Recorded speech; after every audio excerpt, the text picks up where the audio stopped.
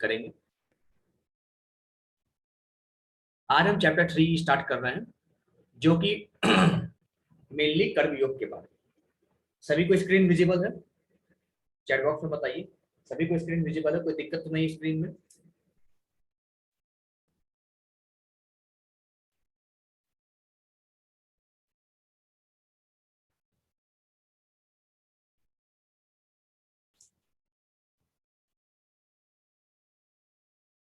ठीक है।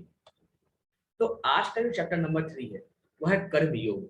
यानी यहाँ पे हम देखेंगे कर्म योग दो चीज से जुड़ के बना है, एक कर्म एक योग। ठीक है। तो मेरा सबसे पहला प्रश्न आप सभी से है, आप सभी लोग योग के बारे में क्या समझते हैं? क्या होता है योग? आप जो अभी तक जानते हैं योग क्या होता है, योगा क्या होता है, उसके बारे में आप बता सकते हैं। योग क्या होता है, क्या जानते हैं आप इसके बारे में? आप चैट बॉक्स में लिख सकते हैं। व्हाट इज योग? योग क्या है? जो भी आपको आता हो, जो भी आप जानते हो, कभी सुना हो, कहीं पढ़ा हो, उसके बारे में आप लिख सकते हैं। योग क्या है?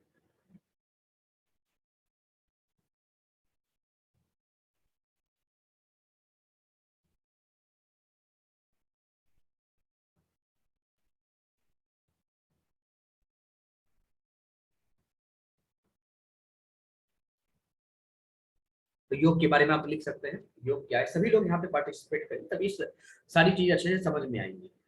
सभी लोग एक साथ पार्टिसिपेट करेंगे सारी चीजों में। चैट बॉक्स में आप लोग लिखेंगे तो आपको भी समझ में आएगा कि हाँ, हम जो पढ़ रहे हैं चैप्टर, क्योंकि आप लोग जिस कारण हेतु आप लोग इस भगवत गीता क्लास से जुड़े हैं, उसका तभी पूर्ण हो सकता है जब आप एक साथ इंटरेक्ट करेंगे। आप भी जानिए आखिर भगवत गीता क्या है, भगवत गीता में क्या चीज है हमारे लिए, उन सारी चीजों के बारे में आपको बताया जाएगा। तो योग के बारे में कई लोगों ने लिखा है।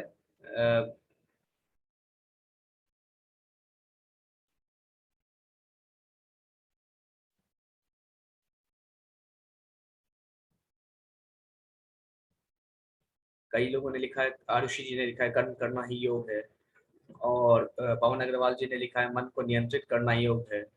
अंकित गोपी जी ने लिखा है way to heal one's mind and body. Puja Sarkar ji ने लिखा है योग बल जोड़ना। बिल्कुल कनेक्ट है, लेकिन किससे कनेक्ट, किसके साथ जोड़ना, ये मैं जानना चाहता हूँ। योग मतलब कनेक्शन है, किसके साथ कनेक्शन? आपको क्या लगता है? Connection with home? जी, बिल्कुल प्रिय दृष्टि माता जी, पूजा जी, आप लोगों ने सही कहा। योग मतलब एक्चुअली हमें लगता है कि एक्सरसाइज, अनुलोम विलोम, प्राणायाम जो हम देखते हैं वो योग। हम सब यही समझते हैं कि जो भी हम देख रहे हैं आसपास, जो भी हम एक्सरसाइज करते हैं या योगा करते हैं, मतलब कि अगर हम अनुलोम विलोम करें, कपालभाति करें, अपने शरीर को स्वस्थ रखने के लिए किसी भी तरह का हम व्यायाम करें या एक्सरसाइज करें, वो योग होता है? नहीं, वो योग नहीं, वो एक्सरसाइज, मतलब कि वो कसरत है या अपने शरीर को स्वस्थ रखने के लिए है। योग का सीधा सा मतलब है भगवान से जुड़ना। योग का सीधा सा मतलब है भगवान से जुड़ना। ऐसे किसी भी चीज, ऐसे कोई भी चीज जो हमें भगवान से जोड़ सके, वो योग कहलाती है। जैसे मान लीजिए आप कोई काम कर रहे हैं, ठीक है, यहाँ पे हम कर्म योग के बारे में थोड़ा बात करेंगे। कर्म योग का मतलब कर्म के द्वारा भगवान से जोड़ना। ऐसा कोई भी काम, ऐसा कोई भी कार्य, चाहे हम भगवान की भक्ति करें तो भगवान से जुड़ते हैं। अगर मान लीजिए हम कोई काम करते हैं तो काम के द्वारा भी हम भगवान से जुड़ सकते हैं, है ना? अनेक तरह के रास्ते हैं भगवान से जुड़ने के। तो भगवान योग मतलब क्या होता है? भगवान से जुड़ना। और कभी आप देखेंगे चैप्टर 3 कर्म योग है, आगे हम देखेंगे भक्ति योग है। तो कर्म के पहले हम देखेंगे कर्म के द्वारा भगवान से हम कैसे जुड़ सकते हैं, फिर आगे देखेंगे भक्ति के द्वारा हम कैसे जुड़ सकते हैं। तो आज प्रॉपरली हम यहाँ पे कर्म के बारे में डिस्कस करने वाले हैं। कर्म क्या है, कैसे किया जाता है, कितने प्रकार के कर्म होते हैं, कौन सा सही कर्म है, कौन सा गलत कर्म है, क्या करना चाहिए, क्या नहीं करना चाहिए, पूरा डिटेल डिस्कशन यहाँ पे हम देखने वाले हैं। ठीक है, चलिए। अब यहाँ पे दो चीज आती है, एक है कर्म योग, एक है कर्म कांड।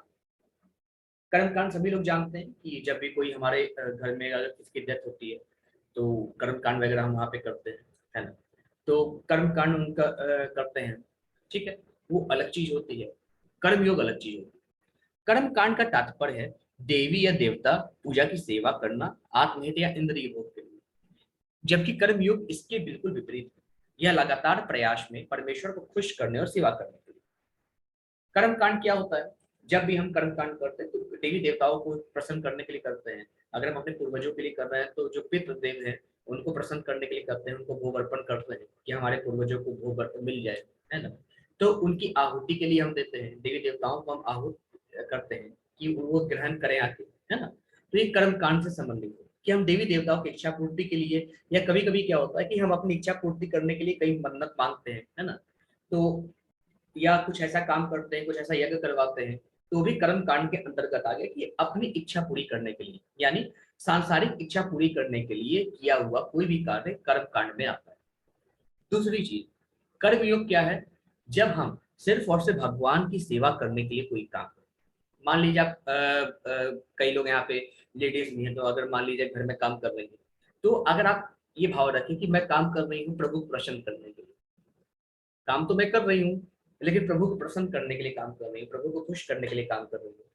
भाव अगर ये रहे हमारे में कि हम भगवान को सिर्फ प्रसन्न करने के लिए काम कर रहे हैं, मेरे बर्तन धोने से भगवान प्रसन्न हो जाएंगे, या ये भाव रखिए कि आप लोग अगर भगवान को भोग लगाते होंगे कई लोग, तो ये भाव रखिए कि हम भगवान का बर्तन धो रहे हैं तो इसी बर्तन में भगवान खाएंगे मेरे, इसको अच्छे से साफ करें, है ना। हमेशा हर चीज में भगवान का स्मरण रखना। अगर आप खाते हो तो भगवान की कृपा से मैं खा पा रहा हूँ या खा पा रही हूँ भोजन। जो भी काम करते हैं अगर भगवान को ध्यान में रख के वो सारे काम करे, सारे कर्म करे, तो वह कर्म जो है परमेश्वर को खुश करने के लिए होता है। ऐसा काम कर्मयोग के अंतर्गत आता है। तो कर्मयोग और कर्मकांड क्या है? वह सभी काम, वह सभी कार्य जो हमको हमारी इच्छा पूर्ति के लिए होता है, संसारिक इच्छा पूर्ति करने के लिए होता है, वह कर्म कांड के अंतर्गत आता है। और वो सभी काम जो भगवान नारायण को खुश करने के लिए हम करते हैं, वो कर्मयोग के अंतर्गत आता है। ये दोनों में डिफरेंस है। अब कर्म की तीन परिभाषाएं होती हैं। कर्म कितने प्रकार के होते हैं? लेकिन मेनली हम जानते हैं दो प्रकार के होते हैं, एक अच्छा कर्म, एक बुरा कर्म। किसी के साथ अच्छा व्यवहार करें, किसी का भला करें, किसी को सुख पहुंचाएं, किसी की मदद करें, तो ये अच्छे कर्म में आते हैं। किसी को दान दें, किसी भूखे को भोजन कराएं, है ना। तो इस सारे कर्म अच्छे कर्म में आते हैं। बुरे कर्म क्या है? अच्छे कर्म के विपरीत सभी बुरे कर्म है। जो दूसरों को दुख पहुंचाए, जो दूसरों को कष्ट पहुंचाए, जो दूसरे को हानि पहुंचाए, जो चीज, अगर मान लीजिए हमें कोई चीज अगर ऐसा हम काम करते हैं जैसे किसी का धन चोरी करना, किसी की हत्या करना, तो वो सारे बुरे चीज, है ना, वो सारे के सारे बुरे चीज, वो सब बुरे कर्म में आते हैं। अच्छा कर्म करेंगे, ऑब्वियस सी बात है हमारे पुण्य बढ़ेंगे। पुण्य बढ़ेंगे, हम कहाँ जाएंगे? स्वर्ग लोक जाएंगे। जब तक हमारे पुण्य है तब तक स्वर्गलोक में वास करेंगे। फिर वापस हम धरती लोक पर आएंगे, फिर हम अच्छे कर्म करेंगे, फिर स्वर्गलोक जाएंगे। फिर वहां पे हम स्वर्गलोक में जब तक मेरा पुण्य रहेगा तब तक रहेंगे, फिर वापस धरती लोक पर आएंगे। ये कर्म चलता रहेगा, यानी जन्म जन्मांतर तक हम आना जाना लगा रहेगा। बुरा कर्म तो आप जानते ही हैं। बुरा कर्म करेंगे, नरक लोक में जाएंगे, पाताल लोक में जाएंगे, वहां पे सजा भुगतेंगे, वापस मृत्यु लोक में आएंगे, फिर सजा भुगतेंगे, फिर बुरा कर्म करेंगे, फिर सजा भुगतेंगे, फिर वापस मृत्यु लोक में आएंगे। अब सवाल उठता है कि जब बुरा कर्म करने पर भी मुक्ति नहीं है, अच्छा कर्म करने पर भी मुक्ति नहीं है, स्वर्ग लोक जाना है, वापस आना है, अच्छा कर्म करने पर, बुरा कर्म करने पर पाताल लोक जाएंगे, नरक लोक जाएंगे, वापस आएंगे भूलोक पर, तो फिर ऐसे ऐसे हम क्या करें कि मुक्ति मिल जाए, बार बार आना ना पड़े, बार बार जन्म नहीं लेना पड़े। अच्छा कर्म करेंगे स्वर्ग जाएंगे, बुरा कर्म करेंगे नरक जाएंगे, लेकिन दोनों को वापस आना पड़ेगा धरती लोक पे, फिर कर्म करना पड़ेगा। तो मतलब कि ना तो अच्छा कर्म करने से हमें मुक्ति है, ना बुरा कर्म करने से मुक्ति है। तो मुक्ति है किस चीज से? तो तीसरा भाव आता है, मुक्ति सिर्फ और सिर्फ कृष्ण कर्म से है, आध्यात्मिक कर्म से। अब यहाँ पे कई लोग समझेंगे कृष्ण आध्यात्मिक कर्म मतलब कि सिर्फ और सिर्फ भगवान की पूजा ही करते रहे। नहीं, कृष्ण कर्म या आध्यात्मिक कर्म का सीधा सा मतलब है भगवान के लिए सारी चीजें करना। लेट अस सपोज, अगर आप अभी कथा सुन रहे हो, भगवान के लिए ही सुन रहे हो, भगवान को खुश करने के लिए सुन रहे हो, कि इतने वर्ष से आप देखिए, आपकी जो भी उम्र होगी, इतने समय से आपने भगवान की कथा नहीं सुनी, भगवत गीता नहीं सुना, भगवान के बारे में जानने की कोशिश नहीं की, और आज आप कोशिश कर रहे हो, मतलब कि भगवान का धन्यवाद कर रहे हो कि भगवान ने आपको ये अपॉर्चुनिटी दी, ये मौका दिया कि आप भगवान को जान पाओ, और आप यहाँ बैठ के जो भगवत गीता के बारे में सुन पा रहे हैं, भगवान को जान पा रहे हैं, तो ये भगवान को आप धन्यवाद दे रहे हैं।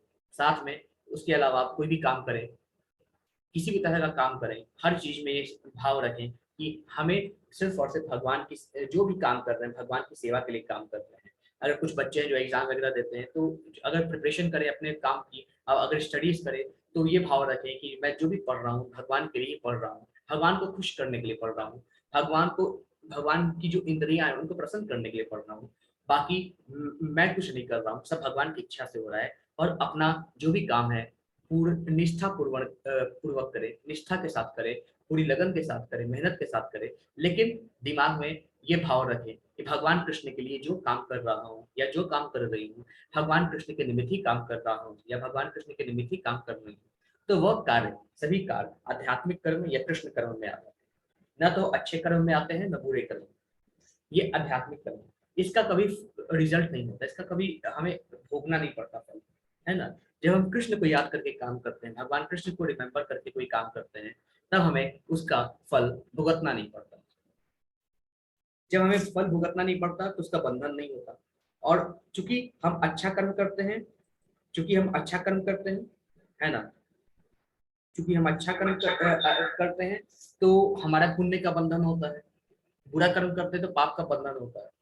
लेकिन जब कृष्ण भावना भावित कर्म करेंगे, ना तो हमें पुण्य का बंधन है न पाप का बंधन है, सभी बंधनों से मुक्त रहेंगे। और जब सभी बंधनों से मुक्त रहेंगे तो अंत समय में भगवान की कृपा से हम उनके धाम को जाएंगे और कभी वापस लौट के नहीं। तो कर्म तीन प्रकार के होते हैं, अच्छे कर्म बुरे कर्म, ये दोनों बांधते हैं। और कृष्ण कर्म या आध्यात्मिक कर्म ये मुक्ति देने का कारण है, ये हमें मुक्ति देते हैं, भाव सागर से पार लगाते हैं। इसलिए हम सभी को कर्म, आध्यात्मिक कर्म करना चाहिए। अब चैप्टर नंबर 3 में अर्जुन भगवान से क्या पूछते हैं। जय अर्जुन उवाच जयायसी चेत कर्मणस्ते मता बुद्धि जनार्दन तत किम कर्मणि घोरे माम नियोजयसि केशव। यहाँ पे अब अर्जुन भगवान से पूछते हैं, हे जनार्दन, हे केशव, जनार्दन यानी भगवान कृष्ण को ही कहा गया है, हे केशव, यदि आप बुद्धि को सकाम कर्म से श्रेष्ठ समझते हैं, तो फिर आप मुझे इस घोर युद्ध में क्यों लगाना चाहते हैं। अब अर्जुन यहाँ प्रश्न करते हैं भगवान कृष्ण से, हे नारायण, हे केशव, अगर आप समझते हैं कि हमारी जो बुद्धि है, जो हम कर्म करना चाहते हैं उससे श्रेष्ठ है, तो फिर आप मुझे युद्ध में क्यों लगा रहे हैं। क्या कारण है आप मुझे युद्ध में क्यों लगाना चाहते हैं मेरे को युद्ध में। मैं युद्ध नहीं करना चाहता, आप मुझे युद्ध में क्यों लगाना चाहते हैं, बताइए। तो यहाँ पे अर्जुन सिंपल सा प्रश्न पूछते हैं कि अगर आप समझते हैं प्रभु कि जो बुद्धि है हमारी, जो बुद्धि है वह सकाम कर्म से श्रेष्ठ है, तो फिर आप मुझे युद्ध में क्यों लगा रहे हैं। फिर भगवान क्या उत्तर देते हैं, भगवान कहते हैं वया मिश्रेण, यहाँ पे अर्जुन आगे प्रश्न पूछते हैं, वया मिश्रेण वाक्येन बुद्धि मोहशैव मे तदेकम वद निश्चित ये श्रेयो अहमाप्नुयाम। यहाँ पे भगवान को अर्जुन पूछते हैं, आपके अनेक अर्थक यानी वया मिश्रित मतलब कि मिले जुले वचन आप जो दे रहे हैं, मिले जुले उपदेशों से मेरी बुद्धि मोहित हो गई है। अतः हे करुणाकर, हे कृपा करके निश्चय पूर्वक मुझे बताएं कि इनमें से मेरे लिए सर्वाधिक श्रेष्ठ कर्म क्या है। तो भगवान को अर्जुन पूछते हैं, हे प्रभु बताइए, आप कहते हैं कर्म करने से बंधन उत्पन्न होता है, ठीक है, फिर आप मुझे युद्ध करने के लिए कर रहे हैं, वो भी तो एक कर्म है। तो भाई मैं बंधन क्यों उत्पन्न करूं, मुझे थोड़ी मान लीजिए युद्ध करके मुझे पुण्य मिलता है, मैं स्वर्ग को जाऊंगा, आप मुझे स्वर्ग की लालसा दे रहे हैं, फिर वापस तो धरती पर आना है। एक तरफ तो आप कहते हैं कि निष्काम भाव से कर्म करो, एक तरफ आप कहते हैं युद्ध करो, तो युद्ध में तो निष्काम भाव नहीं है, क्योंकि जब भी कोई भी काम करते हैं तो एक तरह का हमारा विजन आता है कि हाँ हमें युद्ध जीतना है। आप तो एक लालसा दे रहे हैं कि युद्ध करें, अगर मरेंगे तो स्वर्ग जाएंगे, जिएंगे तो राज्य सुख हो जाएंगे, भोगेंगे, है तो लालसा ही मन में। फिर आप कैसे कह रहे हैं कि अभी जैसे आपने बताया प्रभु कि निष्काम भाव से कर्म करो, मेरे लिए कर्म करो, कृष्ण भावना भावित कर्म करो, कुछ समझ में नहीं आ रहा है, थोड़ा डिटेल एक्सप्लेन कीजिए ना प्रभु। फिर आगे भगवान कहते हैं, श्री भगवान वाचा लोके अस्मि इंद्रविदा विद्या निष्ठा पुरा प्रोक्ता मया नद ज्ञान योगेन साख्यानाम कर्म योगेन योगिनाम। यहाँ पे भगवान कहते हैं, श्री भगवान ने कहा, हे निष्पाप अर्जुन, मैं पहले ही बता चुका हूँ कि आत्म साक्षात्कार का प्रयत्न करने वाले दो प्रकार के पुरुष होते हैं। कुछ इसे ज्ञान योग के द्वारा समझने का प्रयत्न करते हैं, तो कुछ भक्तिमय सेवा के द्वारा। तो भगवान कह रहे हैं कि आत्म साक्षात्कार यानी स्वयं को जानने के लिए, यानी हमारी आत्मा को जानने के लिए दो प्रकार के लोग होते हैं। एक तो ज्ञान के द्वारा इस तक पहुंचते हैं, अगर उनको बहुत सारा ज्ञान हो, है ना, तो ज्ञान के द्वारा कई तरह की किताबें पढ़ के, कई वेद पुराण पढ़ के वे आत्मा को जानते हैं। दूसरी चीज, सिर्फ भक्ति करके, मेरी भक्ति करके लोग आत्मा को जान पाते हैं। तो आत्मा को लोग दो प्रकार से जानते हैं। पहले कैसे? ज्ञान प्राप्त करके, वेद पुराण पढ़ के, किताबें पढ़ के आत्मा को जान पाते हैं, आत्मा साक्षात्कार को कर पाते हैं, अपने आप को जान पाते हैं। दूसरी चीज, मेरी निश्चल भक्ति करके वो अपनी आत्मा को जान पाते हैं। तो भगवान ने दो रास्ते बताए। तो भगवान ने कहा कि दो रास्ते हैं। एक तो या तो भक्ति करके तुम अपने आप को जान सकते हो, या वेद पुराण पढ़ के अपने आप को जान सकते हो। तो यहाँ पे प्रभुपाद जी तात्पर्य लिखते हैं, श्रील प्रभुपाद जी की जय। श्रील प्रभुपाद द्वारा तात्पर्य, भौतिकतावादी मनुष्यों के हृदयों को विमल करने के लिए जिन कर्मों का विधान किया गया है, उनके द्वारा शुद्ध हुआ मनुष्य ही संन्यास ग्रहण कर सकता है। शुद्धि के बिना संन्यास ग्रहण करने में सफलता नहीं मिल पाती। हृदय की शुद्धि के बिना संन्यास सामाजिक व्यवस्था में उत्पात उत्पन्न करता है। दूसरी ओर यदि कोई नियत कर्मों को न करके भी भगवान की दिव्य सेवा करता है, तो वह उस मार्ग में जो कुछ भी उन्नति करता है उसे भगवान स्वीकार कर देते हैं।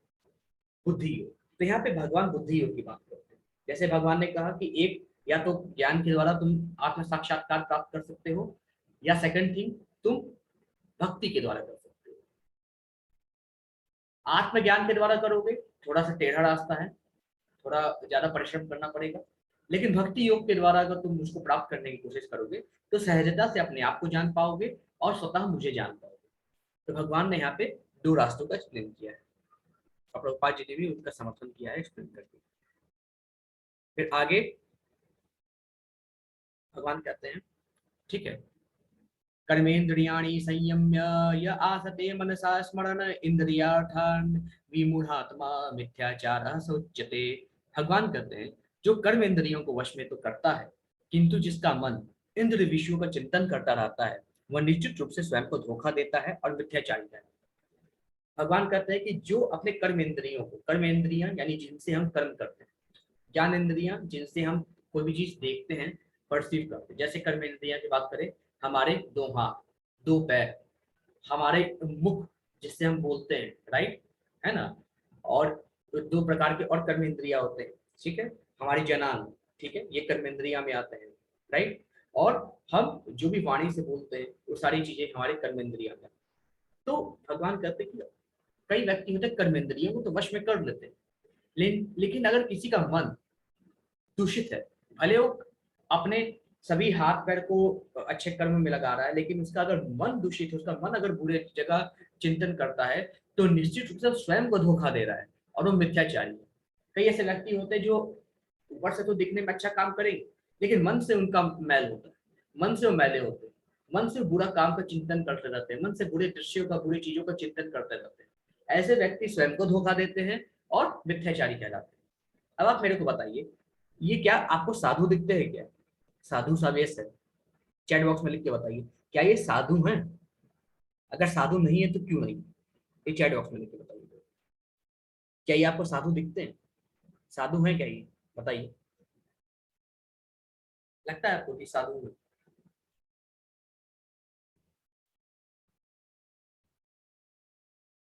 क्यों नहीं है साधु, बता सकते हो?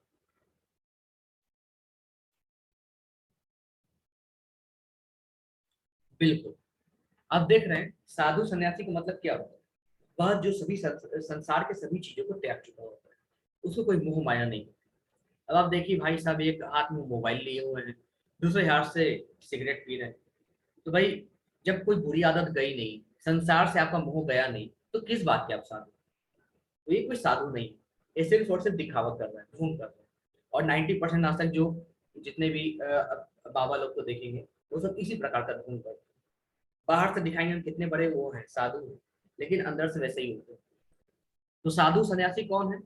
जो संसार से त्याग ले ले, सिर्फ और सिर्फ भगवान के लिए कर्म करे, है ना, वो साधु कहलाता है, बाकी कोई साधु नहीं।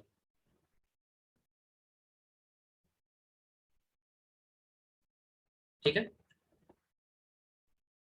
आगे एक भरत महाराज थे, उनकी एक कथा है, बहुत अच्छी कथा है, उसको सुनाता हूँ मैं। भरत महाराज थे, ये आपके श्रीमद् भागवतम में कथा आती है, बहुत अच्छा प्रसंग है, सभी लोग सुनिएगा। तो भरत महाराज जो है अ, देश के राजा थे। फिर उसके बाद जो है जब उनका समय हो गया, राज्य कार्य वो कर लिए थे, फिर वो सोचे कि क्यों ना हम जंगल में जाके भगवान की तपस्या करेंगे, भगवान का कीर्तन करेंगे और वहीं पे शेष जीवन बिता के भगवान के धाम प्रस्थान करेंगे। वे आ गए जंगल में, भगवान की पूजा करने लगे। नित्य प्रतिदिन वो भगवान की पूजा करते थे, भक्ति करते थे, यज्ञ करते थे, हवन करते थे, आप देख पा रहे हैं। ठीक। लेकिन अचानक क्या हुआ, एक दिन उन्होंने देखा यज्ञ करते हुए कि एक हिरण जो है दौड़ते भागते उस जंगल की ओर से आ रही है, और उसके पेट में उसका बच्चा था, हिरण का बच्चा, और उसके पीछे सिंह यानी शेर पड़ा हुआ है और दौड़ा रहा है उसको खाने के लिए। तो उन्होंने दृश्य देखा कि वो जो हिरण है अपने पेट में बच्चा लेते हुए वो नदी की ओर दौड़े जा रही है, और जैसे ही उसने नदी की ओर, नदी पे छलांग लगाया, जो उसके पेट में बच्चा था हिरण का, वो नीचे भूमि पर गिर पड़ा, और शेर ने जो है हिरण को पकड़ लिया और उसको खा लिया और वहां से चला। फिर भरत महाराज ने देखा ये हिरण का बच्चा तो गिर गया है, इसकी माँ को भी खा लिया है सिंह ने, अब इसके रक्षा कौन करेगा, इसका देखभाल कौन करेगा? तो भरत महाराज ने कहा क्यों ना इसका देखभाल मैं करूं, क्यों ना मैं इसको पाल लूं। तो फिर वो हिरण को पाल लिए, हिरण की देखभाल करते थे, प्रॉपर तरीके से देखते कि हिरण ने अभी खाना खाया कि नहीं, हिरण ने ये दूध पिया कि नहीं, हिरण ने ये किया कि नहीं, ये किया कि नहीं, कहीं इसको कोई दिक्कत तो नहीं है। जंगल में आते भगवान की भक्ति करने के लिए, हिरण को पाल के अब हिरण के आगे पीछे घूम रहे हैं। तो आप देख रहे हैं ना किस प्रकार से भक्ति करते हुए भी हमारा मन भटक जाता है।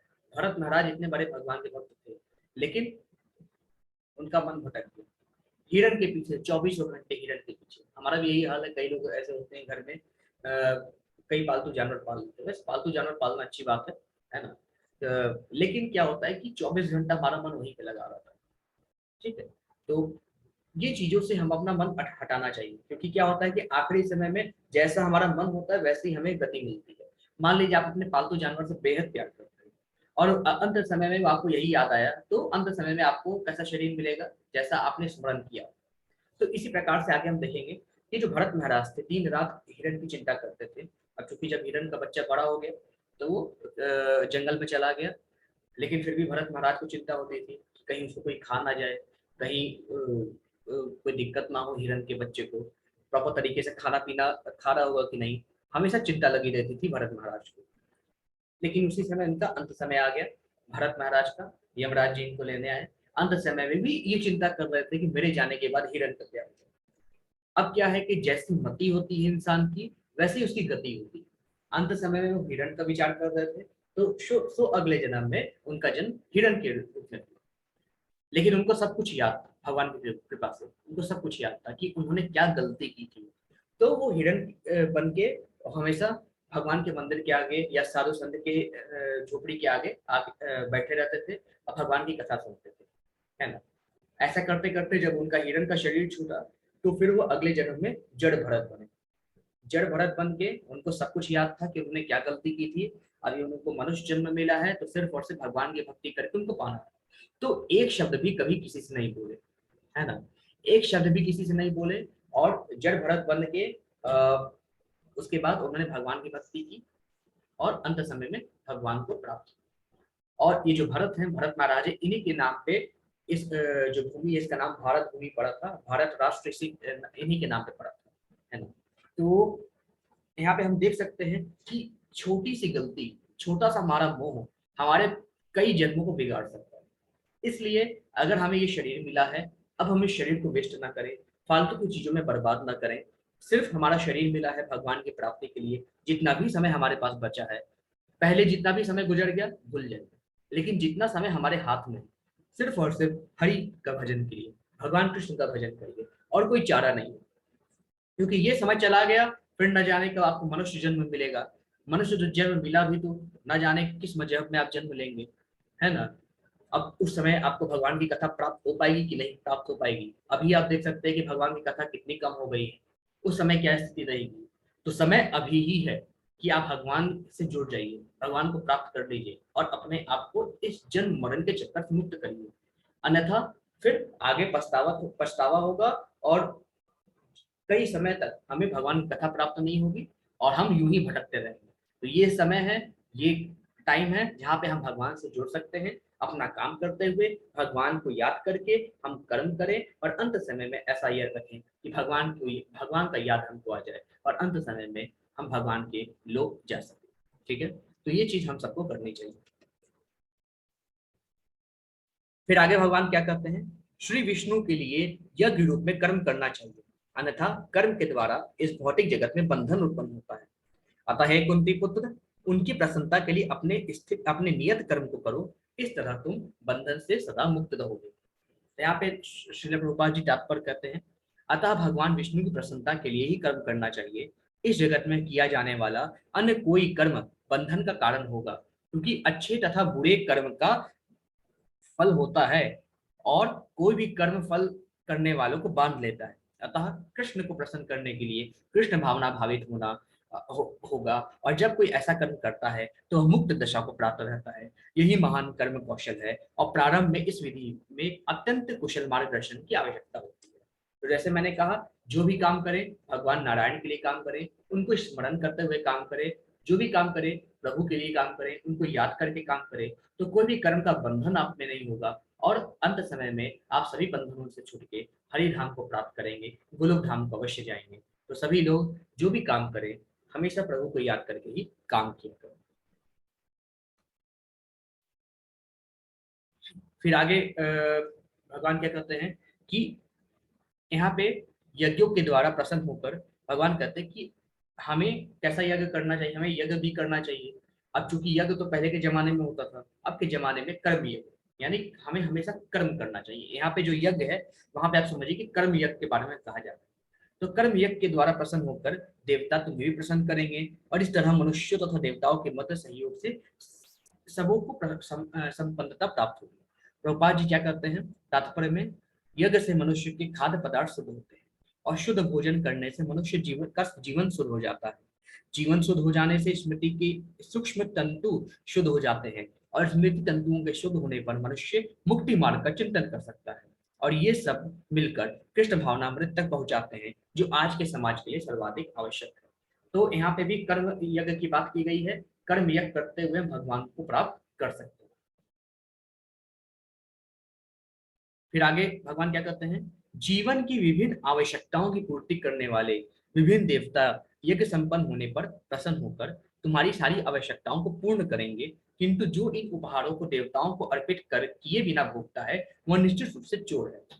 तात्पर्य में भगवान प्रभुपाद जी कहते हैं, देवतागण भगवान विष्णु द्वारा भोग सामग्री प्रदान करने के लिए अधिकृत किए गए, अतः नियत यज्ञों द्वारा उन्हें अवश्य संतुष्ट करना चाहिए। वेदों में विभिन्न देवताओं के लिए भिन्न भिन्न प्रकार के यज्ञों की संस्तुति है, किंतु वे सब अंततः भगवान को ही अर्पित किए जाते हैं। किंतु जो यह नहीं समझ सकता कि भगवान क्या है, उसके लिए देव यज्ञ का विधान है। अनुष्ठानकर्ता के भौतिक गुणों के अनुसार वेदों में विभिन्न प्रकार के यज्ञों का विधान है। विभिन्न देवताओं की पूजा भी उसी आधार पर अर्थात गुणों के अनुसार की जाती है। यहाँ पे भगवान ये कहते हैं, जो भी तुम करो सबसे पहले तो भगवान, हम जो भी खाएं सबसे पहले भगवान को भोग अर्पण करके खाएं, क्योंकि अगर हम भगवान को भोग अर्पण किए बिना खाते हैं तो हम पाप को खाते हैं। ये सारे भोजन सब कुछ भगवान कृपा दृष्टि से ही मिल रहे हैं। ऐसा नहीं कि भगवान को खाने की जरूरत है, नहीं, लेकिन हम भगवान को क्यों अर्पण करते हैं भोग, इसलिए अर्पण करते हैं कि हम जो भी खा रहे हैं तो वो सब क्या है, पेड़ पौधे से उत्पन्न होते हैं, पेड़ पौधे में भी जान होती है ना।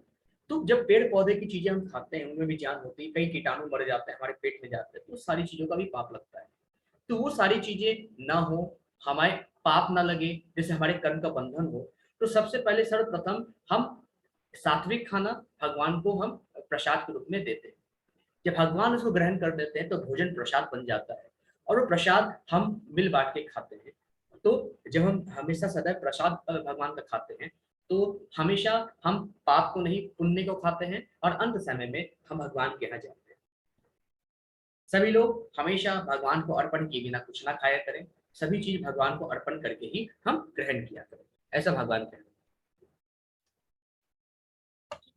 तो जैसा कि ब्रह्मा जी ने वेदों को उत्पन्न किया, वेदों में कहा गया है कि अपना कर्तव्य करो, कर्तव्य करने के बाद जो है आपका हम रोप करते हैं, मतलब कि हम फसल लगाते हैं। फसल कब अच्छी होती है? जब बारिश होती है। बारिश होने के बाद अन्न उगता है, अन्न को हम खाते हैं और खाने को हम जब भगवान को अर्पण कर देते हैं, है ना, तो फिर उसके बाद ये साइकिल आपकी चलती जाती है। तो हमेशा हम सभी को भगवान को अर्पण करके खाना चाहिए, भगवान को अर्पण किए बिना खाए वो पाप होता है। फिर आगे भगवान कहते हैं यज्ञशिष्टा शिशिनः संतो मुच्यन्ते सर्व किल विषय है भुज्यते ते त्वदम पापः ये पचन्त्यात् मकारणात्। भगवान कहते हैं भगवान के भक्त सभी प्रकार के पापों से मुक्त हो जाते हैं क्योंकि वे यज्ञ में अर्पित किए भोजन को ही खाते हैं। अन्य लोग जो अपने इंद्रिय सुख के लिए भोजन बनाते हैं वे निश्चित रूप से पाप को खाते हैं। तो भगवान यहाँ पे कहा जाता है कि भगवान के भक्त होते हैं जो रोज भगवान को प्रसाद अर्पण करके खाते हैं, जो रोज भगवान के चरणामृत पीते हैं, वो कभी भी पाप युक्त नहीं होते, पापों से मुक्त होते हैं हमेशा। कभी उन पे पाप नहीं चढ़ता, कभी उन पे कलयुग का प्रभाव नहीं होता, कभी उन पे भगवान की माया का प्रभाव नहीं होता। ऐसे लोग सदा इन सारी चीजों से मुक्त होते हैं। कहा जाता है जो लोग सदा भगवान के चरणामृत का पान करते हैं उनकी कभी अकाल मृत्यु नहीं होती। जो भगवान के प्रसाद का ग्रहण करते हैं उनको कभी समय से पहले मृत्यु नहीं आती। हमेशा जब निश्चित समय रहेगा उसी समय मृत्यु आएगी और उस समय भी निश्चित रूप से भगवान के नाम का ध्यान आएगा और अंत समय में हमारे भगवान की शरण अवश्य मिलेगी। तो हम सभी को कोशिश करते चाहिए कम से कम भगवान के चरणामृत को अवश्य ग्रहण करें। अगर हम कहीं काम पे जाते हैं, स्कूल जाते हैं, कॉलेज जाते हैं, ऑफिस जाते हैं या कहीं भी जाएं, तो सबसे पहले कोशिश करें कि भगवान के चरणामृत को अवश्य ग्रहण करें, बहुत जरूरी है। इससे क्या होगा, जो भी आपके पाप कर्म रहेंगे वो नष्ट तो होंगे ही, साथ में बहुत सारी ऐसी चीजें होंगी जो हमारी भक्ति को बढ़ाएगी, हमारी अकाल मृत्यु नहीं होगी, समय से पहले मृत्यु नहीं होगी, हम बीमार नहीं पड़ेंगे। ये सारी चीजें अति आवश्यक है और ये वेदों में है ना, भगवत महापुराण में है। यहाँ पे आप देखेंगे भगवान का प्रसाद ग्रहण करने से, भगवान के चरणामृत ग्रहण करने से बहुत लाभ लगता है। फिर आगे प्रभु कहते हैं कि सारे प्राणी अन्न पर आश्रित हैं। अन्न वर्षा से उत्पन्न होती है, वर्षा यज्ञ संपन्न करने से होती है और यज्ञ नियत कर्मों से उत्पन्न होता है। तो यहाँ पे भगवान बताते हैं किस प्रकार से अन्न जो है वर्षा से उत्पन्न होती है, वर्षा यज्ञ से होता है और यज्ञ कर्म करने से हमें मिलता है। ठीक है। अब ये जो मंत्र है, हम जब भी भगवान का जाप करें, भगवान का कीर्तन करें, है ना, अगर आप एक माला जाप कर रहे हैं तो सबसे पहले हमें क्या बोलना चाहिए? जय श्री कृष्णा चैतन्य प्रभु नित्यानंद श्री अद्वैत गदाधर श्री वासारी गौर भक्तवृंद, है ना, ये प्रभुपाद प्रणाम मंत्र है। और फिर आगे हमें बोलना चाहिए हरे कृष्णा कृष्ण कृष्ण हरे हरे, हरे राम राम राम हरे हरे। जब भी आप माला जाप करते हैं तो जो सबसे आप अगर माला देखे होंगे तो जो सबसे आगे हम माला के बारे में बताएंगे भी, है ना, आगे आने वाले चैप्टर्स में, कि जो सबसे मोटा वाला बीट होता है ना, उसको पकड़ के हम कहते हैं, उसको हम सुमेरु पर्वत कहते हैं या उसको हम कहते हैं कृष्ण बीट है। उसको पकड़ के हम कहते हैं जय श्री कृष्ण चैतन्य प्रभु नित्यानंद श्री अद्वैत गदाधर श्री वसारी गौर भक्त वृंद। और फिर हम 108 बार हरे कृष्ण कृष्ण कृष्ण हरे हरे, हरे राम राम राम हरे हरे। अगर 108 बार आप एक बार एंटी क्लॉकवाइज घूमिए, फिर आप एक बार क्लॉकवाइज घूमिए। कभी जो मोटा वाला माला होता है, जो मोटा वाला बीट होता है, उसको कभी क्रॉस नहीं करना चाहिए, है ना। हमेशा clockwise anti clockwise, clockwise anti clockwise, इस तरीके से हम माला का जाप करें तो ये सबसे बेस्ट जाप होता है। ठीक है। और जब कीर्तन भी करें तो जय श्री कृष्णा चैतन्य प्रभु नित्यानंद श्री अद्वैत गदाधर श्री वसारी गौर भक्तवृंद। और हरे कृष्ण महामंत्र का जाप करें जब हम कीर्तन करें, कृष्णा कृष्णा कृष्ण कृष्ण हरे हरे, हरे राम राम राम हरे हरे। इस प्रकार हम कीर्तन भी करें। तो माला जाप भी और कीर्तन भी हम इस प्रकार कर सकते हैं। ठीक है। अब आगे भगवान क्या करते हैं यामिमां पुष्पितां वाचम प्रवदन्त्य विपिश्रिस्तच्चतः वेदवादरतः पार्थ नान्यतस्तिति वादिनः। यहाँ पे भगवान कहते हैं अल्पज्ञानी मनुष्य वेदों के उन अलंकारिक शब्दों के प्रति अत्यधिक आसक्त रहते हैं तो स्वर्ग की प्राप्ति, अच्छे जन्म, शक्ति इत्यादि के लिए विविध सकाम कर्म करने की संस्तुति करता है। भगवान कहते हैं कि वेदों में कहा गया है कि अगर अच्छा काम करेंगे तो स्वर्ग को जाएंगे, दान देंगे स्वर्ग को जाएंगे, है ना, वहां पे जाके अनेक भोगों को भोगेंगे। तो भगवान कहते हैं कि मनुष्य ज्यादातर इसी उधेड़ बुन में लगे रहते हैं कि हम अच्छे कर्म करें, दान करें, कि हम स्वर्ग को जाएं। बुरे कर्म कोई नहीं करता। जो भी अच्छे मनुष्य रहते हैं कोशिश करते हैं कि वेदों के द्वारा बताए गए रास्ते पे चले, ठीक है, और उसी के अनुसार हम काम करें, राइट। मतलब कि वेदों में बताए गए जो मनुष्य किसका पालन करता है कि अच्छे कर्म करें, अच्छे काम करें, दान दें, दक्षिणा दें, जिससे आने वाले समय में हम अगले जन्म में भी धनवान पैदा हो, अगले जन्म में भी हम अच्छे लोग अच्छे बने। तो ये सब लोग जो करते हैं स्वर्ग की कामना से करते हैं, स्वर्ग को जाना चाहते हैं, और फिर जब जन्म लेंगे तो अच्छे लोगों के यहाँ जन्म लेंगे, धनवान के यहाँ जन्म लेंगे, ऐसी इच्छा से लोग काम करते हैं। लेकिन यहाँ पे उनका बंधन उत्पन्न होता है, आना जाना लगा रहता है। तो भगवान कहते हैं ऐसे मनुष्य अल्पज्ञानी मनुष्य होते हैं, ठीक है। अब यहाँ पे थोड़ा सा समझने की कोशिश कीजिए। हमारी 5 ज्ञानेंद्रियां होती हैं, आंख, नाक, कान, मुंह और जीवा। आंख, नाक, आंख, नाक, कान, आंख, नाक, कान, जीवा, ये सारी चीजें हमारी जो है 5 इंद्रियां हैं। हमारी 2 आंखें, एक नाक, 2 कान, हमारे जो स्किन है, त्वचा, हमारी जीवा, ये सभी 5 ज्ञानेंद्रियां, आंख, कान, नाक, जीवा और हमारा त्वचा, ये 5 ज्ञानेंद्रियां हैं। इनके थ्रू हम कोई भी चीज समझते हैं। आंख के द्वारा देखते हैं, कान के द्वारा सुनते हैं, नाक के द्वारा सुगंध लेते हैं, जीवा के द्वारा टेस्ट लेते हैं, और त्वचा के द्वारा किसी चीज को हम छूते हैं और महसूस करते हैं। तो ये ज्ञानेंद्रियां हैं। और इसको कौन कंट्रोल करता है, आप देख सकते हैं, बुद्धि या मन हमारे कंट्रोल करता है, ठीक है। इनको कंट्रोल करने वाला कौन है, मन। और मन को कंट्रोल करने वाला कौन है, हमारी आत्मा, यानी हम स्वयं। हम स्वयं अपने मन को कंट्रोल में करते हैं। लेकिन जब हम मन को कंट्रोल में नहीं कर रहे होते हैं तो मन हमारा अनेक दिशाओं में भागता है। जब मन हमारा अनेक दिशाओं में भागता है तो अनेक प्रकार की चीजें करता है जो हमें करना नहीं चाहिए। इसलिए हमें अगर अपने ज्ञानेंद्रियों पे कंट्रोल रखना है, इन 5 अश्वों पे कंट्रोल रखना है, अर्थात आंख, नाक, कान, जीवा और त्वचा, इन पे कंट्रोल रखना है, तो हमको निश्चित रूप से अपने मन पे कंट्रोल रखना पड़ेगा। और मन को कंट्रोल रखने के लिए हमें जागृत होना पड़ेगा, आत्म साक्षात्कार की आवश्यकता होगी। आत्म साक्षात्कार कैसे आएगा, भगवान की भक्ति करने से, उनका माला जाप करने से, उनकी कीर्तन करने से, भक्ति करने से, भक्ति सेवा से ही आत्म साक्षात्कार प्राप्त किया जा सकता है, वो भी सहजता से। यहाँ पे भगवान ऐसा कहते हैं, ठीक है। मन के बारे में थोड़ा सा आगे हम बात करेंगे कि मन को कैसे कंट्रोल में लाया जाता है। मन बहुत ज्यादा चंचल है, वायु से भी अति तीव्र हमारा मन है ना। मन को कंट्रोल करना बहुत मुश्किल है, बेहद मुश्किल है। लेकिन जब भगवान की भक्ति मिलती है तो मन स्वतः ही कंट्रोल हो जाता है। आप जब 16 माला जाप स्टार्ट कर देंगे डेली सुबह, माया आपको छू नहीं सकेगी। जिस दिन आप 16 माला जाप स्टार्ट कर देंगे, इवन आप एक माला जाप भी स्टार्ट करिए तो आपका मन धीरे धीरे आपका कंट्रोल में आना शुरुआत हो जाएगा।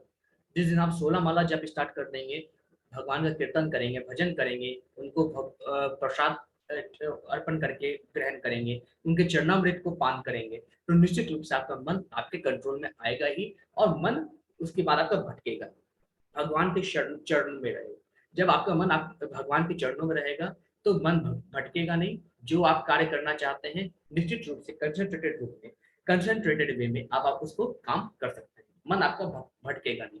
लेकिन उसके लिए धीरे धीरे हमको 16 माला जब तक पहुंचना पड़ेगा, भगवान की भक्ति करनी पड़ेगी, भगवान को अर्पण करके भोजन खाना पड़ेगा, प्रसाद ग्रहण करना पड़ेगा, उनके चरणामृत को ग्रहण करना पड़ेगा, तभी हमारा मन कंट्रोल में आ सकता है। आगे और भी उपाय भगवान ने बताए हैं भगवत गीता में, उनको हम देखेंगे। लेकिन भगवान के लिए अपने मन को कंट्रोल करने के लिए सबसे बेहतर उपाय है जो मैंने अभी आपको बताया।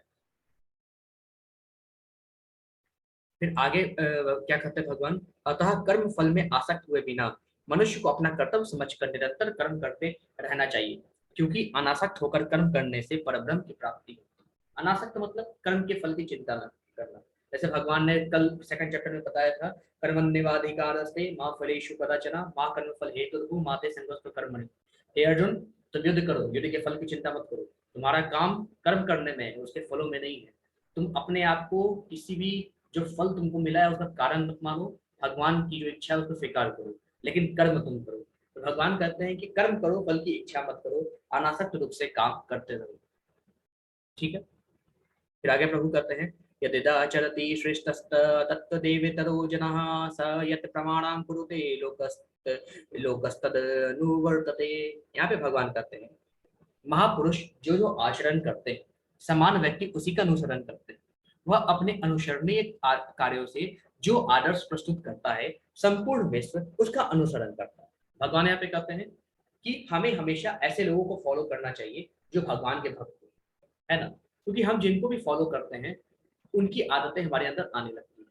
अगर हम मान लीजिए किसी गलत व्यक्ति को फॉलो करेंगे, मान लीजिए आप कोई हीरो हीरोइन को फॉलो करते हैं, वो गलत काम करता है तो आप भी गलत काम करने लगेंगे। अगर कि भगवान के भक्त को फॉलो करेंगे, भगवान को भोग लगाता है वो, भगवान के प्रसाद ग्रहण करते हैं, भगवान भगवान की सेवा करते हैं, भगवान के चरणामृतों को ग्रहण करते हैं, भगवान की किताबों को पढ़कर आप सबको बताते हैं, भगवत गीता पढ़ते हैं, श्रीमद् भागवतम पढ़ते हैं, भगवान की नित्य लीलाओं का श्रवण करते हैं। जब इस तरीके के भक्त के साथ आप रहेंगे तो निश्चित रूप से आपके अंदर भी वो भावनाएं उत्पन्न होंगी। लेकिन अगर आप दुष्टों के साथ रहेंगे, अगर आप कैरेक्टरलेस लोगों के साथ रहेंगे, अगर आप ऐसे लोगों को आइडियल मानेंगे जिनका जीवन खुद ही बर्बाद है, तो आपका जीवन भी बर्बाद होने से बचेगा नहीं। इसलिए हमें ऐसे लोगों का अनुसरण करना चाहिए जो भगवान के भक्त हैं। भगवान भी यही करते हैं कि जो महापुरुष होते हैं वो अपना आचरण जो स्थापित कर देते हैं, वही सब उनको फॉलो करते हैं। इसलिए हमें उनको फॉलो करना चाहिए जो हमारे लिए सही रास्ते पे हों, जो भगवान के भक्त। जीवात्मा अहंकार के प्रभाव से मोहग्रस्त होकर अपने आप को समस्त कर्मों का कर्ता मान बैठता है, जबकि वे वास्तव में वे प्रकृति के तीनों गुणों द्वारा संपन्न किए जाते हैं। तो यहाँ पे भगवान कहते हैं कि जीवात्मा कभी कभी क्या होता है कि इंसान काम करता है और कभी उसको बहुत बड़ी सफलता मिल जाती है, तो कहता है कि ये मैंने किया है, मैंने काम किया है तो मुझे सफलता मिली है, नहीं तो मुझे नहीं मिलती। भगवान क्या चीज है? भगवान कुछ नहीं है, मेरे कारण मुझे मिली है। मतलब कि अपने आप को समझता है कि मैंने किया है, मैंने, अहंकार का भाव जहां मैं आता है वहां अहंकार का भाव आ जाता है। मैंने ये सब कुछ किया, भगवान नहीं नहीं किया। जब इंसान ऐसा सोचता है, कोई व्यक्ति ऐसा सोचता है, तो वह तो जितने भी मोह माया से बंध जाता है, कर्मों को अपने आप कर्ता मान बैठता है, तो अपने आप अहंकार के वश हो जाता है। जबकि ये जो भी कार्य इंसान करता है वो प्रकृति के तीनों गुणों के वश में आके करता है। तीन गुण यानी सतोगुण, रजोगुण, तमोगुण, तीनों के बारे में डिस्कस किया जाएगा। बस इतना जान लीजिए। तीन गुणों, कल मैंने आपको तीन गुणों के बारे में थोड़ा बताया भी था। तो तीन गुणों से सब कुछ संपन्न होता है, लेकिन इंसान अपने अहंकार के कारण बंध जाता है और ये सोचता है कि सब कुछ उसी ने किया। ये इंसान की सबसे बड़ी गलती है।